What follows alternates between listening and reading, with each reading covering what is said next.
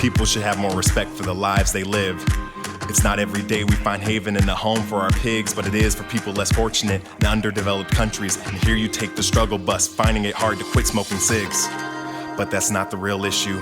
The issue lies in what others have already been through, and we as a people can't seem to accept that we shouldn't belittle the amount of time we have on earth that some don't seem to quite reach of those in the first world do.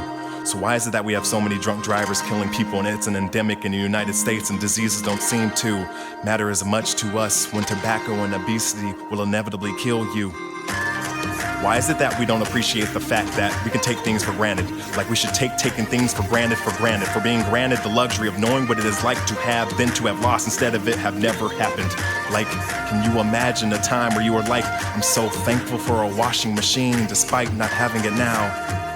For I know what it is like to hand wash my clothes clean.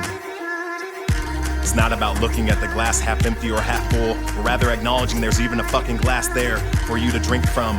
For it's not fair for you to waste reverse osmosis filtered water while others have a pond where runoff from last week's rain meets the overflooded city streets, which now flows towards to the village, while others refuse and dare not to drink faucet water unless in despair. You should want to live life to its fullest, not because you want to, but because others never got the chance to pursue their deepest desires beyond their immediate desires and needs, or merely recycling enough cans to afford groceries when there's supposedly enough food to feed 7 billion people on this planet, but 1 out of 8 people go to sleep hungry.